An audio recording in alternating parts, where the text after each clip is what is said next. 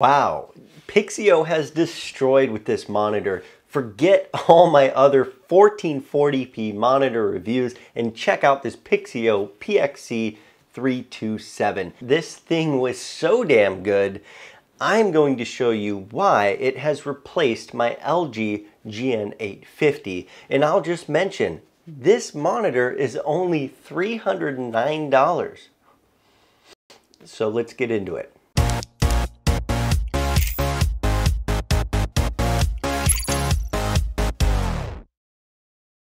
Ooh, flashed enemy. Damn it. He was corner camping, that dude. Corner camping.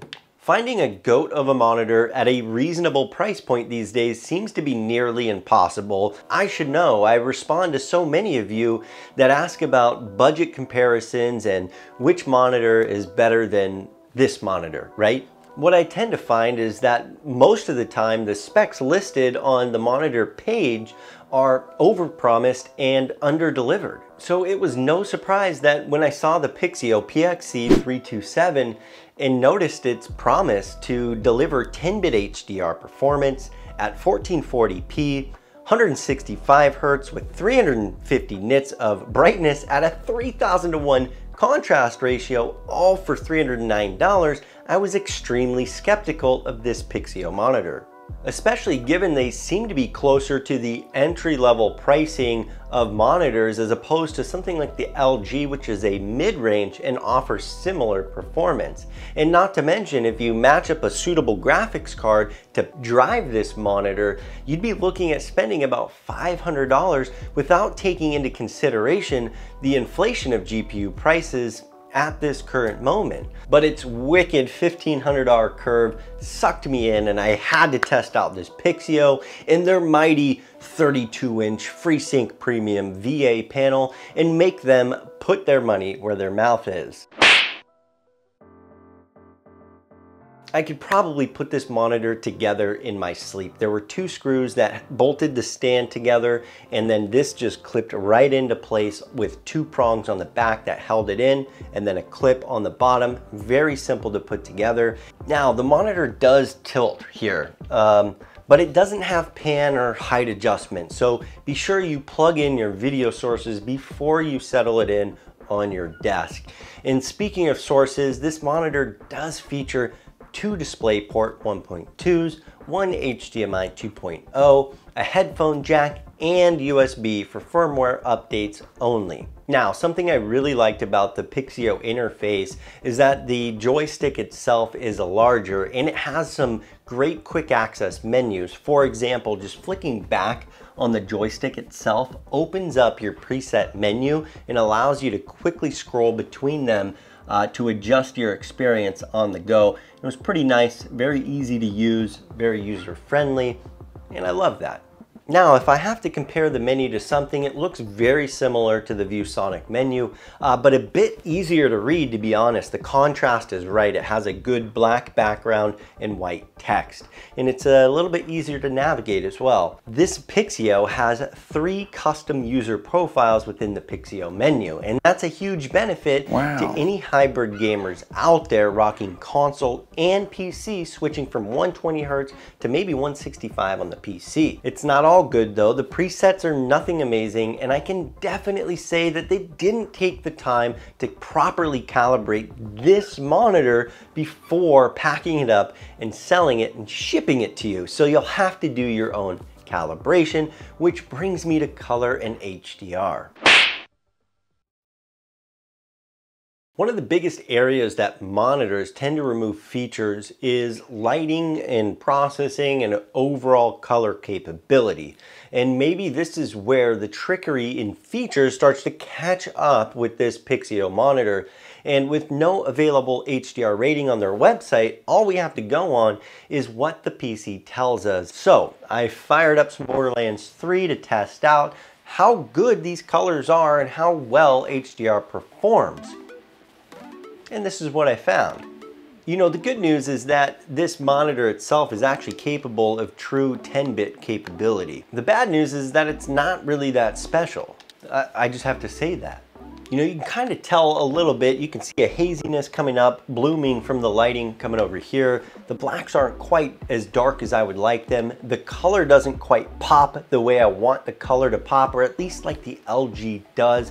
And the LG really wasn't that great of an HDR monitor. But in my opinion, for $309, the HDR is an added bonus. And frankly, LG hasn't done a perfect job either. You just end up paying more for the extra visual performance and HDR with the LG over the Pixio. But I will say, outside of HDR, I was very happy. The whites are bright, the blacks are wicked black, and overall the color performance was almost better than the LG GN850, except in one area, and that was the color saturation. It seemed to over enhance reds to a neon-like state, which in this game may be beneficial, but I didn't find it, you know, that great. So HDR is a wash and it's hardly a benefit. The color performance is on point, which leads me to the motion capability and response time.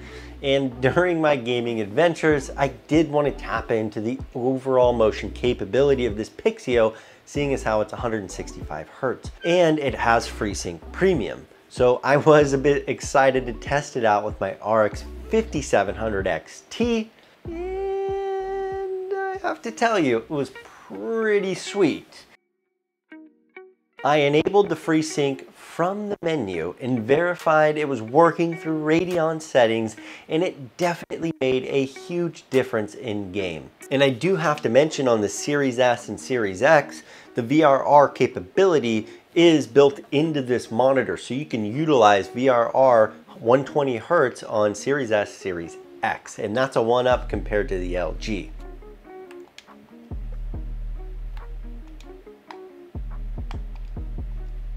Now, I did start on like ultra settings here on Call of Duty, and what I noticed was a little bit of tearing as I was playing through games, and I was getting about 80 FPS altogether, and that really wasn't sitting well with me. So I could definitely tell that unless I changed my performance, I was going to see some pretty bad screen tearing. But overall, it wasn't terrible, and the result was similar when I pumped it up to the 165 Hertz setting from 144.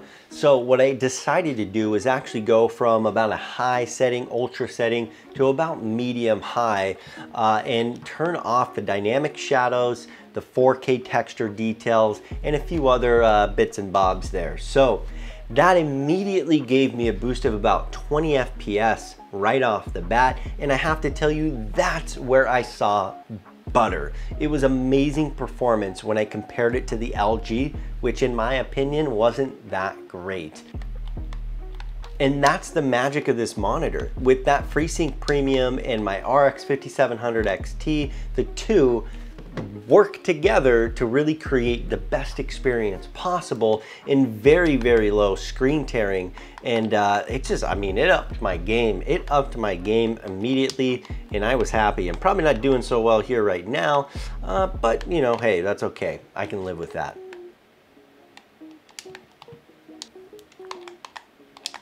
I mean, I can't say this lightly. I can dial in that LG to a very good motion capability, but this Pixio just killed that LG monitor when I pumped it up to that 165 Hertz with the FreeSync on. It was no contest in my honest opinion. I would still go with the LG because it's a great monitor, but actual motion capability, pixel response rate, that goes to the Pixio for sure. So last but not least is this console right here, and whether or not it's good for gaming on the Series S or Series X. And I'm going to kind of compare it to the recent ViewSonic that I did and my current LG. So this will make the third monitor that I've tested with these consoles. And let's check it out. You know, I did a full video on this monitor using the Series S, and I showed the capability of getting 120 Hertz in Warzone and Fortnite. And the thing I didn't really mention was the variable refresh rate, and that's just an added benefit in my opinion. Damn, this ain't bad. This is not bad, you guys. For for $709. Pistols away, pistols away. Ooh, flashed enemy. Damn it, he was corner camping, that dude. Corner camp, like corner camping. Oh, he wasn't corner camping. So if I rate this overall, HDR capability and color accuracy goes to the LG. This doesn't really take a win. But the motion capability and overall response rate goes to this Pixio with the 165 Hz capability. And this really tells you where each monitor lies. I'm a creator and a gamer, and if I had to choose one or the other, well, I would choose the LG. But since I don't have to choose, that's why I decided to replace my LG with this as my gaming monitor. And let me tell you, you should be looking at this as well, especially if you're a console gamer and a PC gamer alike. And let me tell you, I don't know if that's what Pixio was intending, to make a beast of a monitor for esports gaming at 1440p, but let me tell you, they have delivered with this 1500R curved 32-inch 1440p 165 Hz gaming monitor, and it was a freaking beast. I can't tell you. I wish I could pull you into this room and actually show you the capability that I've experienced on PC alone, not to mention the console portion of this. And I think this is the monitor to look at for 1440p budget value, $309. I can't say it enough. You should be looking at this PXC327 by Pixio. And Pixio, if you're watching, killer job, you guys. You've done a great job here.